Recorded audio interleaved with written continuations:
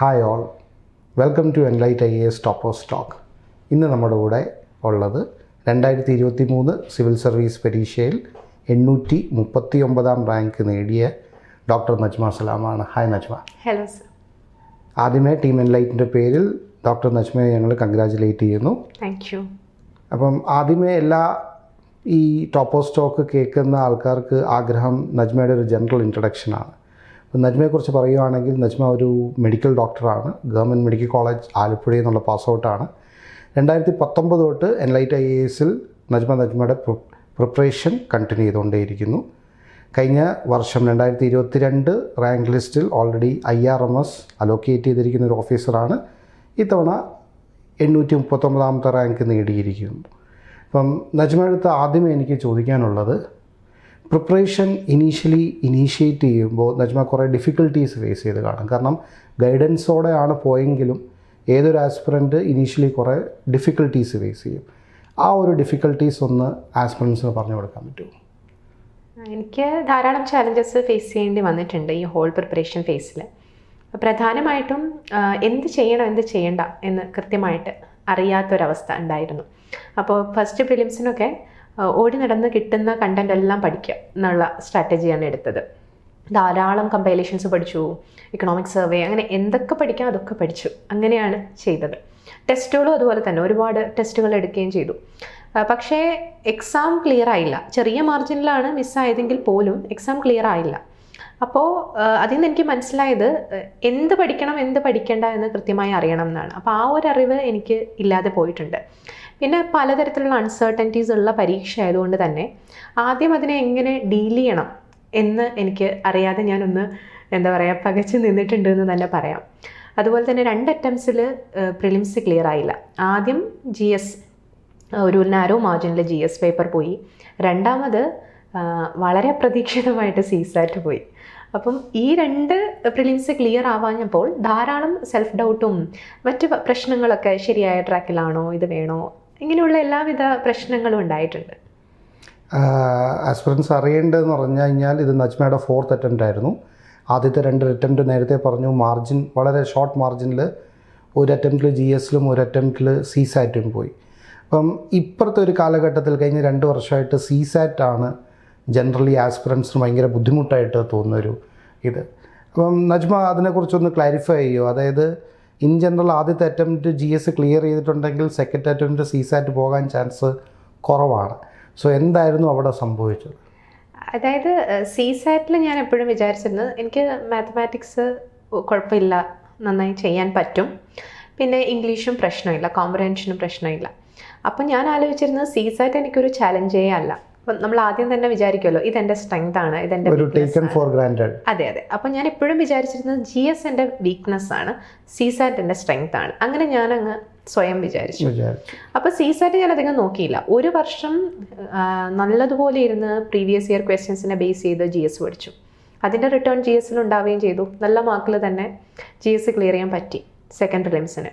പക്ഷേ CSAT വന്നപ്പോൾ എനിക്ക് എക്സാമിന് ഒരു 33 or 32 ക്വസ്റ്റ്യൻസ് അറ്റംപ്റ്റ് ചെയ്യാൻ പറ്റുള്ളൂ. അതായത് ആ വേഗത പോലും കിട്ടിയിട്ടില്ല. കാരണം ഞാൻ ആ വർഷം CSAT മര്യാദയ്ക്ക് പഠിച്ചിട്ടും ചെയ്തിട്ടും ഒന്നുമില്ല, ആ പ്രാക്ടീസ് ഉണ്ടായിരുന്നില്ല. അപ്പോൾ എനിക്ക് അതിൽ നിന്ന് ഞാൻ എടുത്തൊരു പാഠം, നമ്മൾ സ്വന്തമായിട്ട് ഇതെൻ്റെ സ്ട്രെങ്ത് ആണ്, ഇതെൻ്റെ വീക്ക്നെസ് ആണെന്ന് അങ്ങനെ അങ്ങ് മുൻവിധിയോടെയല്ല സമീപിക്കേണ്ടത്. ചിലപ്പോൾ നമ്മുടെ സ്ട്രെങ്ത് ആയിരിക്കും വീക്ക്നെസ് ആയിട്ട് മാറുന്നത്. ഇത് ഇനിയുള്ള എല്ലാ ആസ്പിറൻസിനും വളരെ ഇമ്പോർട്ടൻ്റ് ആണ്. കാരണം ഈ ഒരു പ്രിപ്പറേഷനിൽ നമുക്ക് 3 ഫേസാണെന്ന് എല്ലാവർക്കും അറിയാം. എല്ലാ ഫേസും ഇമ്പോർട്ടൻ്റ് ആണ്. അതിൽ ഒന്നും നമുക്ക് ടേക്കൺ ഫോർ ഗ്രാൻറ്റഡ് ആയിട്ട് എടുക്കാൻ പറ്റത്തില്ല. നമ്മൾ ചെയ്യേണ്ടത് ആ പ്രിപ്പറേഷൻ എങ്ങനെയാണോ റൈറ്റ് ഡയറക്ഷനിൽ പോകേണ്ടത്, എവറി സ്റ്റേജ് അതിൻ്റെ ഇമ്പോർട്ടൻസ് കൊടുത്ത് തന്നെ ചെയ്യണം. അപ്പം അടുത്ത എൻ്റെ ചോദ്യം എന്ന് പറഞ്ഞു കഴിഞ്ഞാൽ, ആ ഒരു സെക്കൻഡ് അറ്റംപ്റ്റ് CSAT പോയപ്പോൾ എന്തായാലും കുറച്ച് പേടി വന്നു കാണും. ഉറപ്പായിട്ടും സങ്കടം വന്നു കാണും. അപ്പോൾ ഇനിയുള്ള അറ്റംപ്റ്റ് CSAT ബുദ്ധിമുട്ടാകാൻ ഒരു പേടി മനസ്സിൽ ഉള്ളപ്പം എന്ത് ചെയ്തു CSATന്? അപ്പം ഞാൻ എനിക്ക് മനസ്സിലായി GS അപ്പം എനിക്ക് കുഴപ്പമില്ല, ഞാൻ കയറിയേക്കാം എന്ന് മനസ്സിലായി. പക്ഷെ അപ്പോൾ ഞാൻ വിചാരിച്ചത് GSനും CSATനും തുല്യ പ്രാധാന്യം കൊടുത്ത് ഞാൻ പഠിക്കും എന്ന് വിചാരിച്ചു. എന്നിട്ട് കൃത്യമായ പ്ലാൻ ഉണ്ടാക്കി മെയിൻസിൽ ഫോക്കസ് ചെയ്യാനും തീരുമാനിച്ചു. അപ്പോൾ മഹേഷ് സാറിൻ്റെ ഗൈഡൻസിലാണ് മഹേഷ് സാറിൻ്റെ അഭിലാഷ് സാറിൻ്റെ ഗൈഡൻസിലാണ് ഞാൻ നോട്ട് ഉണ്ടാക്കിക്കൊണ്ടിരുന്നത്. എല്ലാ ദിവസവും 2 പത്രം വായിക്കും, നോട്ട് ഉണ്ടാക്കും. അപ്പോൾ അത്തരത്തിൽ GS പ്രിപ്പറേഷൻ പോയി. പ്രിലിംസ് ഫോക്കസിലും മെയിൻസിൽ രണ്ടും നോക്കിപ്പോയി. CSAT ഇതുപോലെ തന്നെ ഓരോരോ ടോപ്പിക് എടുത്ത് വെച്ച് അതിൻ്റെ ക്വസ്റ്റ്യൻസ് ചെയ്യും. പിന്നീട് ആ ഏരിയയിലെ പ്രീവിയസ് ഇയർ ക്വസ്റ്റ്യൻസ് നോക്കും, ചെയ്യും. എളുപ്പമുള്ള ടോപ്പിക്കാണ് എന്ന് വിചാരിക്കുന്നത് പോലും ചെയ്തു. കാരണം എനിക്ക് പിന്നെ ഭാഗ്യം പരീക്ഷിക്കാൻ താല്പര്യമില്ലായിരുന്നു എന്നുള്ളത് കൊണ്ട് തന്നെ ഓരോ ടോപ്പിക് വൈസ് എടുത്ത് ക്ഷമയോടെ ചെയ്ത് പിന്നീട് ഒരു വീക്ക്ലി ഒരു വൺസ് എക്സാം എടുത്തു CSAT. അതങ്ങനെ കണ്ടിന്യൂസ് ആയിട്ട് ചെയ്തുകൊണ്ടിരുന്നു. അങ്ങനെയാണ്. ഇതാണ് ഇമ്പോർട്ടൻ്റ്. അതായത് കൂടുതൽ ആസ്പിറൻസും ചെയ്യുന്നത് ഏതെങ്കിലും ഒരു പർട്ടിക്കുലർ ഏരിയ 2-3 ഏരിയ എടുത്തിട്ട് അതിൽ നിന്ന് കുറച്ച് റാൻഡം സെറ്റ് ഓഫ് ക്വസ്റ്റ്യൻസ് മാത്രം അവർ സോൾവ് ചെയ്ത് പോകും. ഇപ്പോൾ ജനറലി നമ്മൾ കേൾക്കുന്നത് അല്ലെങ്കിൽ കാണുന്നതെന്ന് പറഞ്ഞാൽ CSAT ആ ടൈം ബൗണ്ട് മാനറിൽ ആ ഒരു ടൈം അറ്റൈൻ ചെയ്യാനാണ് ആസ്പിറൻസ് ഫേസ് ചെയ്യുന്ന ഏറ്റവും ഡിഫിക്കൽറ്റി. അതിന് നജ്മ ചെയ്തത് വീക്ക്ലി ഒരു ഫുൾ ലെങ്ത് ടെക്സ്റ്റ് എടുത്തു പോയപ്പം നജ്മ ആ ഒരു ഡിഫിക്കൽറ്റി മേജറായിട്ട് ഓവർകം ചെയ്തു. അതുപോലെ ഞാൻ മനസ്സിലാക്കിയ ഒരു കാര്യം, CSAT എപ്പോഴും റൗണ്ട് എടുത്ത് ചെയ്യുന്നത് ഇമ്പോർട്ടൻ്റ് ആണെന്ന് മനസ്സിലാക്കി. കാരണം ഒരു റൗണ്ട് എടുത്ത് അടുത്ത റൗണ്ടിൽ പോകുകയാണെന്നുണ്ടെങ്കിൽ സിമ്പിൾ ആയിട്ടുള്ള മാത്സ് ക്വസ്റ്റ്യൻസ് നമുക്ക് മിസ്സാവില്ല. അത് പലപ്പോഴും നമ്മളെ ആ എക്സാം പാസ്സാവാൻ സഹായിക്കും. അതായത് UPSC തന്നെ എന്താ പറയുന്നത് ഈസി, മീഡിയം, ഡിഫിക്കൽട്ട് അങ്ങനെയാണ് ക്വസ്റ്റ്യൻസ് സെറ്റ് ചെയ്യുന്നത്. അപ്പോൾ ആ ഒരു സെറ്റ് ഓഫ് ഈസി ക്വസ്റ്റ്യൻസും, കാരണം അതിൻ്റെ ആ ഒരു ക്വസ്റ്റ്യൻസിൻ്റെ പാറ്റേൺ, അതായത് എങ്ങനെയാണോ സെറ്റ് ചെയ്തിരിക്കുന്നത് അതിൽ നമുക്ക് പല സമയത്തും ഈസി ക്വസ്റ്റ്യൻസ് മിസ്സാകാറുണ്ട്. ഇത് ഓവർകം ചെയ്യാൻ വേണ്ടി നമ്മൾ പ്രാക്ടീസ് ചെയ്താൽ, ഫുൾ ലെങ്ത് ടെസ്റ്റ് പ്രാക്ടീസ് ചെയ്താൽ ഭയങ്കര ഈസി ആയിരിക്കും.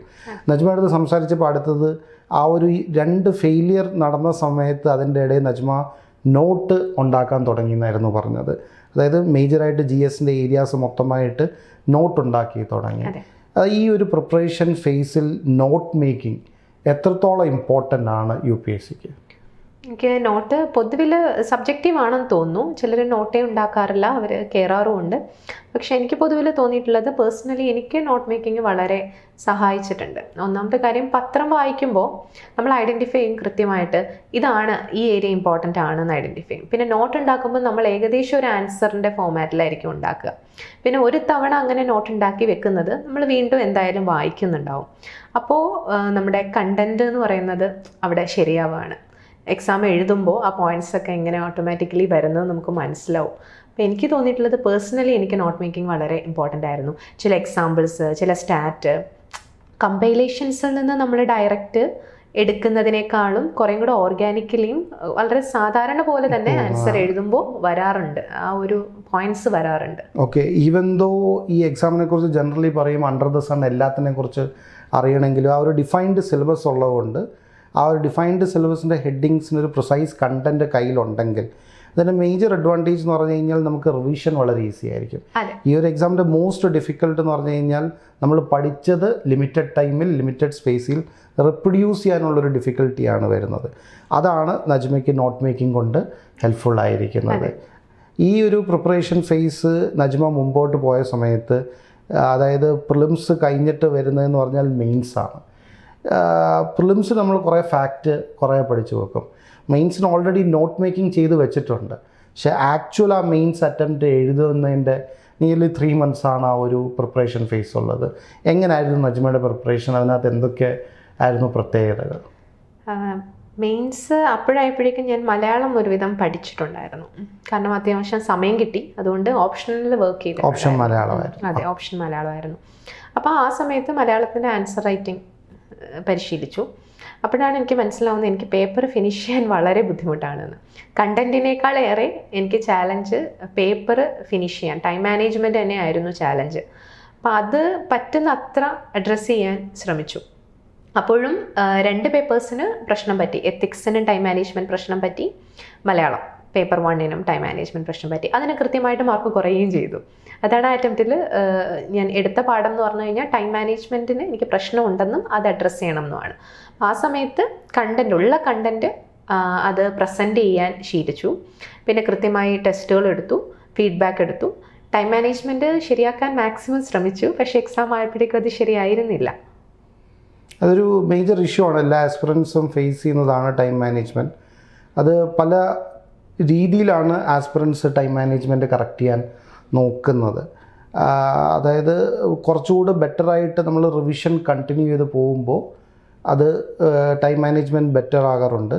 നജ്മയുടെ കേസിൽ കൈക്കും കുറച്ച് ബുദ്ധിമുട്ടുണ്ടായിരുന്നു, അപ്പം ഫിസിക്കൽ ഇഷ്യൂസ് ഉണ്ടായിരുന്നു. പിന്നെ ഒരു പ്രശ്നം കൂടി ഉണ്ടായിരുന്നു, ഒരു പെർഫെക്ഷനിസത്തിൻ്റെ കാര്യം, പ്രത്യേകിച്ച് മലയാളമൊക്കെ വരുമ്പോൾ അത് പിന്നീട് എനിക്ക് കൃത്യമായി മനസ്സിലായി. ഇപ്പം ഉദാഹരണത്തിന് എൻ്റെ സ്കോർ 2022 എത്തിക്സിൻ്റെ സ്കോർ 82 ആണ്. ഇത്തവണ ആ സ്കോർ 117 ആണ്. അപ്പം ഞാൻ എത്തിക്സിൽ കൃത്യമായിട്ട് ഞാൻ ചെയ്തതെന്ന് പറഞ്ഞാൽ, എത്തിക്സ് എനിക്കൊരു കോൺഫിഡൻസ് ഉണ്ടായിരുന്നു എനിക്ക് നല്ല ആൻസേഴ്സ് എഴുതാൻ പറ്റുമെന്ന്. അപ്പം ഞാൻ അങ്ങനെ നല്ല ആൻസേഴ്സ് എഴുതാൻ വളരെ കഷ്ടപ്പെട്ട് ശ്രമിച്ചു. അപ്പോൾ പേപ്പർ തീർന്നുമില്ല. അപ്പോൾ ഈ അറ്റംപ്റ്റ് ആയപ്പോൾ ഞാൻ ആദ്യം തന്നെ വിചാരിച്ചത് എനിക്ക് നല്ല ആൻസേഴ്സ് എഴുതണ്ട, എനിക്കൊരു ആവറേജ് ആൻസർ എഴുതി പേപ്പർ തീർത്താൽ മതി. അപ്പോൾ ആ ആറ്റിറ്റ്യൂഡ് സഹായിച്ചു. അപ്പോൾ പെർഫെക്ഷനിസം പലപ്പോഴും നമുക്ക് just addressing the question, just addressing the question demand അനുസരിച്ച് മാത്രം ആ ഒരു പേജ് നിറയ്ക്കാൻ നമ്മളൊരു എഫർട്ട് മാത്രമാണ് എടുക്കുന്നത്. ഓക്കെ, നജ്മയുടെ പ്രിപ്പറേഷൻ മുമ്പോട്ട് പോകുമ്പോൾ തേർഡ് സ്റ്റേജ്, അതായത് ആ ഇൻ്റർവ്യൂ ഫേസ്, 2 ഇൻ്റർവ്യൂ ആണ് ഇപ്പം നജ്മ അറ്റൻഡ് ചെയ്തിട്ടുള്ളത്. കൺസിസ്റ്റൻ്റ്ലി 180+ ആണ് നജ്മയുടെ 2 ഇൻ്റർവ്യൂ സ്കോർ വന്നിട്ടുള്ളത്. ഇത് കാണിക്കുന്നതെന്ന് പറഞ്ഞു കഴിഞ്ഞാൽ UPSC എന്താണോ ഡിമാൻഡ് ഒരു ആസ്പിറൻറ്റിൽ നിന്ന് ആഗ്രഹിക്കുന്നത് നജ്മയിലുണ്ട്. ആസ്പിറൻസിനോട്, ഈ കേൾക്കുന്ന ആസ്പിറൻസിനോട് പറയാൻ പറ്റുമോ എന്താണ് നജ്മ ഇൻ്റർവ്യൂ പ്രിപ്പറേഷന് വേണ്ടി ചെയ്തിട്ടുള്ളത്? ഇൻ്റർവ്യൂ പ്രിപ്പറേഷൻ 2022 ഇൻ്റർവ്യൂ പ്രിപ്പറേഷന് വേണ്ടി കണ്ടൻറ്റ് നല്ലോണം ഫോക്കസ് ചെയ്ത് ഇൻ്റർവ്യൂ പ്രിപ്പറേഷൻ ചെയ്തു. ഒന്ന് ഡാഫ് ഉണ്ടാക്കുമ്പോൾ നന്നായിട്ട് ശ്രദ്ധിച്ചിട്ട് കണ്ടൻറ്റ്സ് ആഡ് ചെയ്തു. ഡാഫിൽ എനിക്ക് ഒരു ഒറിജിനലായിട്ട് പറയാൻ പറ്റുന്ന കണ്ടൻറ്റ്സിന് ഫോക്കസ് കൊടുത്തു.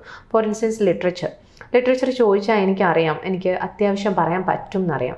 അപ്പോൾ അതിനെ ഫോക്കസ് ചെയ്തു. ഹോബീസിലാണെങ്കിലും ഒക്കെ അത് ഫോക്കസ് ചെയ്തു.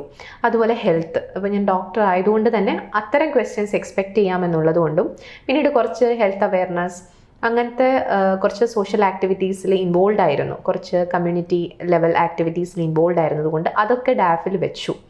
സോ ദാറ്റ് അതിൽ എനിക്ക് ഒരു ക്വസ്റ്റ്യൻ വന്നു കഴിഞ്ഞാൽ എനിക്കതിലൊരു ഹോൾഡ് ഉണ്ടെന്നും എനിക്ക് നന്നായി പറയാൻ പറ്റുമെന്നും എനിക്ക് ആ രീതിയിൽ ഞാൻ കണ്ടൻറ്റ് ശരിയാക്കി. പിന്നീട് കറണ്ട് അഫയേഴ്സ് എല്ലാ ദിവസവും 2 പത്രം വായിച്ചു. ഇവിടെ ഗ്രൂപ്പ് ഡിസ്കഷൻസ് ഉണ്ടായിരുന്നു ഇൻസ്റ്റിറ്റ്യൂട്ടിൽ. അപ്പം നമ്മൾ കൂടി ഇരുന്നിട്ട് അങ്ങോട്ടും ഇങ്ങോട്ടും മോക്ക് ഇൻ്റർവ്യൂസ് എടുക്കും. പിന്നെ മാക്സിമം മോക്ക് ഇൻ്റർവ്യൂസ് കൊടുത്തു. എന്നിട്ട് ബാക്കിയുള്ള കാര്യങ്ങൾ, ഇപ്പോൾ കണ്ടൻറ്റ് മാത്രമല്ലല്ലോ, നമ്മൾ സംസാരിക്കുന്ന രീതി, നമ്മുടെ പ്രസൻറ്റേഷൻ സ്റ്റൈല്, അതൊക്കെ കറക്റ്റ് ചെയ്യാൻ വേണ്ടിയിട്ട് ഉള്ള എഫേർട്ട് എടുത്തു. അപ്പോൾ പൊതുവിൽ പ്ലസൻ്റ് ആയിട്ടാണ് സംസാരിക്കുന്നത്, അതുകൊണ്ട് ആ സ്റ്റൈലിന് വ്യത്യാസമൊന്നും വരുത്തണ്ട എന്നായിരുന്നു എനിക്ക് കിട്ടിയ ഫീഡ്ബാക്ക്. പിന്നെ കൂടുതലും കണ്ടൻറ്റിൽ തന്നെയാണ് ആ വർഷം ഫോക്കസ് ചെയ്തത്. 2023 അതിനുള്ള അത്ര സമയം ഉണ്ടായിരുന്നില്ല. സത്യത്തിൽ 22 എന്താണോ പ്രിപ്പയർ ചെയ്ത് വെച്ചത് അതിൻ്റെ മേലെ കുറച്ച് മോക്ക് മാത്രം കൊടുത്തിട്ടാണ് 2023 ഇൻ്റർവ്യൂ അറ്റൻഡ് ചെയ്തിരിക്കുന്നത്. അപ്പം ഒരു ഇൻ്റർവ്യൂ പ്രിപ്പറേഷൻ എന്ന് പറയുന്നത് ഒരു വൺ സ്റ്റോപ്പ് സൊല്യൂഷൻ അല്ല, അതൊരു കണ്ടിന്യൂസ് ഗോയിങ് ഓൺ ഫേസ് ആണെന്നാണ് നമ്മൾ മനസ്സിലാക്കേണ്ടത്. അതായത് കാൻഡിഡേറ്റിൽ ആ റൈറ്റ് ആറ്റിറ്റ്യൂഡാണ് UPSC ചെക്ക് ചെയ്യുന്നത്. ഇതാണ് ഈ ഒരു കണ്ടിന്യൂസ്ലി 2 അറ്റംപ്റ്റും 180+ സ്കോർ വെച്ച് നമ്മൾ മനസ്സിലാക്കണം. കുറച്ച് ഒറിജിനൽ ആവുക എന്നുള്ളത് വളരെ ഇമ്പോർട്ടൻ്റ് ആണ്. അതായത് ഫേക്ക് ചെയ്യരുത്. ഒറിജിനൽ ആവുകയാണെന്നുണ്ടെങ്കിൽ നമുക്ക് കോൺഫിഡൻസും ഉണ്ടാവും, നമുക്ക് പ്രത്യേകിച്ച് ഒന്നും മറക്കാനും ഇല്ല, സമാധാനമായി സംസാരിച്ചിട്ട് പോരാ. ആ ഒരു കോൺവെർസേഷൻ മോഡിലാക്കുകയാണെന്നുണ്ടെങ്കിൽ അത് നമുക്കും എൻജോയ് ചെയ്യാൻ പറ്റും. എനിക്ക് തോന്നുന്നു മാർക്കും കിട്ടുമെന്ന് തോന്നുന്നു. ഓക്കെ, നജ്മയെ കുറിച്ച് പറയുകയാണെങ്കിൽ നജ്മ അപ്പാർട്ട് ഫ്രം ഒരു ഡോക്ടർ പല സോഷ്യൽ ആക്ടിവിറ്റീസ് ഇതിലൊക്കെ ഇൻവോൾവ് ആയിട്ടിരിക്കുന്ന ഒരു ഇൻഡിവിജ്വലും കൂടാണ്. എനിക്ക് നജ്മയോട് ഇത് ചോദിക്കാനുള്ളത്, അതായത് സിവിൽ സർവീസിലേക്ക് എൻ്റർ ചെയ്യുന്ന സമയത്ത് ഒരു അനോണിമിറ്റി കൺസെപ്റ്റ് ഉണ്ട്. അതായത് അത്രയും നമുക്ക് പബ്ലിക്കായിട്ട് ഏർപ്പെടാനുള്ള ബുദ്ധിമുട്ട് വരും. അപ്പം എങ്ങനെ മെൻ്റലി, അതായത് ഇപ്പുറത്തെ ഒരു ഫേസ് ചെയ്യുന്ന ഒരു ഡോക്ടർ അല്ലെങ്കിൽ ഒരു സോഷ്യൽ ആക്ടിവിസം ഇതൊക്കെ ചെയ്യുന്ന ഒരു ഇൻഡിവിജ്വലിൽ നിന്ന് ബ്യൂറോക്രസിയിലേക്ക് ആ ഒരു കൺവേർഷൻ ഫേസിന് വേണ്ടി എങ്ങനെയാണ് ആ ഒരു മെൻ്റൽ മേക്കപ്പ് ജനറേറ്റ് ചെയ്തിരിക്കുന്നത്? അത് ചാലഞ്ചിങ് ആണെന്ന് തോന്നുന്നു. കാരണം ഇപ്പോൾ ഉദാഹരണത്തിന് നമ്മുടെ ഒപ്പീനിയൻസ് നമുക്കങ്ങനെ പബ്ലിക്കായിട്ട് പറയാൻ പറ്റില്ല, അല്ലെങ്കിൽ നമ്മുടെ പേഴ്സണൽ ലൈഫ് നമ്മൾ വേറെ തന്നെ മാറ്റി വെക്കേണ്ടി വരും. അവിടേക്കും ഒരു ഇൻട്രൂഷൻ ഉണ്ടാവാൻ സാധ്യതയുണ്ട്. അപ്പോൾ അത് വളരെ ചാലഞ്ചിങ് തന്നെയാണ്. അതിന് ഞാൻ അത്ര ഒരുങ്ങിയിട്ടുണ്ട് എന്ന് എനിക്ക് തോന്നുന്നില്ല. പക്ഷേ എങ്കിൽ പോലും ഐ തിങ്ക് നമുക്ക് നമ്മുടെ മുന്നിൽ മറ്റ് എക്സാമ്പിൾസ് ഉണ്ടല്ലോ, അപ്പോൾ ആ രീതിയിൽ നമുക്കത് സെറ്റ് ചെയ്യാൻ പറ്റും. പിന്നെ സോഷ്യൽ ആക്ടിവിറ്റീസിൻ്റെ കാര്യമാണെങ്കിൽ എനിക്ക് തോന്നുന്നു അത് അതിന് ശേഷവും ചെയ്യാൻ പറ്റും. നമ്മളത് ഒരു കമ്മ്യൂണിറ്റി ലെവൽ ആക്ടിവിറ്റീസ് എന്ന് പറയുമ്പോൾ അതൊരു സിവിൽ സർവൻറ്റിനും ഒരു ഡോക്ടർക്കും ഒരു ടീച്ചർക്കും ഒക്കെ ചെയ്യാൻ പറ്റുന്ന കാര്യമാണ്. അപ്പോൾ അത്തരം കാര്യങ്ങൾ തുടർന്നു കൊണ്ടുപോകാൻ തന്നെ സാധിക്കുമെന്ന് വിചാരിക്കുന്നു. ഈ പറഞ്ഞ പോലെ പക്ഷേ ഒരു പ്രൈവറ്റ് ലൈഫ് എന്നുള്ളത് കുറേം കൂടി സൂക്ഷിച്ച് കൈകാര്യം ചെയ്യേണ്ടി വരും. ഓക്കെ, നജ്മ പ്രിപ്പറേഷൻ്റെ ഇടയിൽ 2 ഫെയിലിയർ ഫേസ് ചെയ്തതാണ്. അപ്പോൾ ഈ ഫെയിലിയർ ഇപ്പോഴത്തെ ഒരു കാലഘട്ടത്തിൽ ഫേസ് ചെയ്യുമ്പോൾ പല ആൾക്കാർക്കും ഇമോഷണൽ ട്രോമ അല്ലെങ്കിൽ ഇമോഷണലി ഭയങ്കര വീക്കാറുണ്ട്. നജ്മയ്ക്ക് ഈ ബുദ്ധിമുട്ട് ഫേസ് ചെയ്തോ ഇല്ലയെന്ന് എനിക്ക് അറിയില്ല. ഞാൻ അതിനെക്കുറിച്ച് ഡീറ്റെയിൽ ആയിട്ട് ചോദിക്കാൻ ആഗ്രഹിക്കുന്നില്ല, കാരണം അത് നജ്മയുടെ പ്രൈവറ്റ് മൊമെൻ്റാണ്. But in general being a doctor, ഇങ്ങനൊരു ബുദ്ധിമുട്ട് ഒരു ആസ്പിറൻറ്റ് ഫേസ് ചെയ്യുമ്പോൾ എന്താണ് ചെയ്യേണ്ടത്? എനിക്ക് ആദ്യം തന്നെ പറയാനുള്ള, എനിക്ക് അങ്ങനെ ഒരു പ്രശ്നം ഉണ്ടായിരുന്നു. അതായത് ഞാനിത് ഫേസ് ചെയ്തിട്ടുണ്ട്. കാരണം 2 ഫെയിലിയേഴ്സ് എന്ന് പറയുമ്പം നമ്മൾ മുമ്പ് അധികം ഫെയിലിയേഴ്സ് കണ്ടിട്ടും ഇല്ലാന്നുണ്ടേ ബുദ്ധിമുട്ടാണ്. പക്ഷേ ഇപ്പോൾ ഞാൻ ആലോചിക്കുമ്പോൾ ഫെയിലിയർ ഉണ്ടായത് നന്നായി എന്ന് തന്നെയാണ് തോന്നുക. ഫെയിലിയർ കൂടി അറിയണം, അത് നല്ലതാണ്. അത് ഓവർകം ചെയ്യാൻ പറ്റുന്നത് സത്യത്തിൽ നമ്മുടെ ഒരു പേഴ്സണാലിറ്റിയുടെ സ്ട്രെങ്ത് മാത്രമല്ല, അതുണ്ട്. അതിൻ്റെ കൂടെ നമ്മുടെ മെറ്റീരിയൽ സപ്പോർട്ട് എങ്ങനെയാണെന്നുള്ളതനുസരിച്ചിരിക്കും. അപ്പോൾ പേരൻസിനോട് പോയിട്ട് ഞാൻ 2 പ്രിലിംസും കയറിയിട്ടില്ല എന്ന് പറയുമ്പോൾ അവർ 2 വർഷം എന്നെ സപ്പോർട്ട് ചെയ്തിട്ടുണ്ട്. അവർക്ക് ഈ പരീക്ഷ എഴുതുന്നതിൽ അത്ര താല്പര്യവും ഇല്ല, പക്ഷെ എന്നിട്ടും 2 വർഷം സപ്പോർട്ട് ചെയ്തു. അപ്പോൾ ഈ 2 തവണയും കയറിയില്ല എന്ന് പറയുമ്പോൾ ഞാൻ 2ാമത്തെ തവണ പറയാൻ ഭയന്നിരുന്നു, എങ്ങനെ ഇത് പറയുന്നു. പക്ഷെ അത് കേട്ട ഉടനെ അവർ പറഞ്ഞത് കയറിയില്ല അല്ലേ, കിട്ടിയില്ല അല്ലേ, പിന്നെ ഒന്നും ചോദിച്ചിട്ടില്ല. അപ്പോൾ ഇങ്ങനെ ഒരു എൻവയോൺമെൻറ്റിൽ അത് എളുപ്പമാണ്. അപ്പോൾ എനിക്ക് തോന്നുന്നു അത് കുറച്ചൊക്കെ ഒരു മെറ്റീരിയൽ സപ്പോർട്ടിൻ്റെയും പ്രിവിലേജിൻ്റെയും കൂടെ ഫാക്ടറാണ്. അല്ലാതെ നമുക്കത് എങ്ങനെ കൈകാര്യം ചെയ്യാമെന്നാണെങ്കിൽ എനിക്ക് തോന്നുന്നു നമുക്കൊരു ബേസിക് ലൈഫ് ഫിലോസഫി ഉണ്ടാവുമല്ലോ. അപ്പോൾ എനിക്ക് മനസ്സിലാവുന്നതെന്ന് വെച്ച് കഴിഞ്ഞാൽ, ഇപ്പോൾ ഇതൊരു എൻഡ് ഓഫ് ദ വേൾഡ് അങ്ങനത്തെ ഒരു സംഗതി അല്ല. ഒരു കോമ്പറ്റേറ്റീവ് എക്സാമാണ്, നമ്മൾ അതിനു വേണ്ടി പഠിക്കുന്നു. ഒരു ജോലി ചെയ്യാൻ വേണ്ടിയിട്ടുള്ള ഒരു പരീക്ഷയാണ്, അതിനു വേണ്ടി പഠിക്കുന്നു. അത് കിട്ടാം, അത് കിട്ടാതിരിക്കാം, അത് തന്നെയാണ് സാധ്യത. നമ്മുടെ കാലിബർ, അതിൻ്റെ ഒരു ടെസ്റ്റാണ് ഇതെന്ന് നമ്മൾ വിശ്വസിക്കുന്നത് അത് തെറ്റാണ്. ഒരിക്കലും ഒരു കോമ്പറ്റേറ്റീവ് എക്സാം എന്തായാലും കാലിബറിൻ്റെ ടെസ്റ്റ് ആവില്ല, നമ്മുടെ കഴിവിൻ്റെ ടെസ്റ്റ് ആവില്ല. അതായത് this is not an end in itself. അതെ, UPSC നമുക്ക് ലൈഫ് കുറേ മുമ്പോട്ടുണ്ട്, ഉറപ്പായിട്ടും. അത് മാത്രമല്ല, സിവിൽ സർവീസ് എക്സാം മാത്രമല്ല, ഏത് കോമ്പറ്റേറ്റീവ് എക്സാം ആണെങ്കിലും ഒരു ആളുടെ കഴിവിൻ്റെ ഒരു ടെസ്റ്റ് അല്ല. അപ്പോൾ ആ ഒരു റിയലൈസേഷൻ നമുക്ക് എന്തായാലും വേണം. പിന്നെ ഇത് കിട്ടുകയോ കിട്ടാതിരിക്കുകയോ ചെയ്യാം എന്നുള്ള റിയലൈസേഷൻ ആദ്യം തന്നെ വേണം. എന്നാൽ നമുക്ക് ഈ പ്രോസസ്സിൽ നമ്മളിലും ട്രസ്റ്റ് വേണം. അപ്പോൾ നമുക്കത് മാനേജ് ചെയ്യാൻ പറ്റും. അത് മാത്രമല്ല, ഈ പരീക്ഷയിൽ മാത്രമല്ല, ജീവിതത്തിൽ ഉടനീളം പ്രശ്നങ്ങളും പരാജയങ്ങളും വരുമ്പോൾ നമുക്ക് ആ ആറ്റിറ്റ്യൂഡിൽ തന്നെ മുന്നോട്ട് പോകാൻ പറ്റുള്ളൂ. ഓക്കെ, നജ്മ നേരത്തെ പറഞ്ഞു, അതായത് to get or not to get അതൊരു കൺഫേംഡ് അല്ല civil service. All we do is we do the right thing. അതായത് ഹാർഡ് വർക്ക് ചെയ്ത് മുമ്പോട്ട് മാത്രം പോകും, ട്രസ്റ്റ് ചെയ്യുക മാത്രം ചെയ്യുക. പക്ഷേ ആ ഇനീഷ്യൽ ഫെയിലിയർ വന്നപ്പോൾ ഒരു ജനറൽ ആസ്പിറൻറ്റിന് ഒരു ഓൾട്ടർനേറ്റ് എന്തായാലും ചിന്തിച്ച് കാണും. ഓൾട്ടർനേറ്റ്. അപ്പം നജ്മ എങ്ങനെയായിരുന്നു അതിന് ആ ഓൾട്ടർനേറ്റ് മനസ്സിൽ ചിന്തിച്ചപ്പോൾ അത് എന്താ പറയുന്നത്, അതിലേക്ക് പോകാൻ ആഗ്രഹിച്ചായിരുന്നോ? ഞാൻ ഓൾട്ടർനേറ്റ് ആദ്യത്തെ തവണ ക്ലിയർ ചെയ്യാതിരുന്നപ്പോൾ ഞാൻ ആലോചിച്ചു, കുറച്ച് ഓപ്ഷൻസ് ഒക്കെ സെർച്ച് ചെയ്ത് വെച്ചു. അപ്പോൾ എൻ്റെ മുന്നിലുള്ളത് ഒന്ന് ക്ലിനിക്കൽ PG ചെയ്യാം, അതല്ലാന്നുണ്ടെങ്കിൽ വേറെ ഏതെങ്കിലും ഒരു PG ചെയ്യാം. അപ്പം അങ്ങനെ നോക്കുമ്പോൾ ഞാൻ പബ്ലിക് ഹെൽത്ത് എന്നുള്ള ഇതിൽ സ്റ്റിക്ക് ചെയ്തു. അത് ക്ലിനിക്കൽ PG ചെയ്യുമ്പോഴുള്ള പ്രശ്നം എന്ന് പറഞ്ഞാൽ, ഞാൻ ക്ലിനിക്കൽ PG ചെയ്ത് തുടങ്ങിക്കഴിഞ്ഞാൽ പിന്നീട് ഇത് സിവിൽ സർവീസ് എക്സാം എഴുതാനുള്ള സാധ്യത കുറയും. അതുകൊണ്ട് തന്നെ ഞാൻ വിചാരിച്ചു, എനിക്കതൊരു ഡിസിഷൻ എടുക്കാൻ പറ്റുന്നില്ല. അതുകൊണ്ട് ഞാൻ പബ്ലിക് ഹെൽത്തിലുള്ള ഓപ്പർച്യൂണിറ്റീസ് നോക്കാം. ഞാൻ 2 തവണ ജവഹർലാൽ നെഹ്റു യൂണിവേഴ്സിറ്റിയിൽ public health exam, entrance exam എഴുതി. 2 തവണയും സെലക്റ്റഡ് ആയി.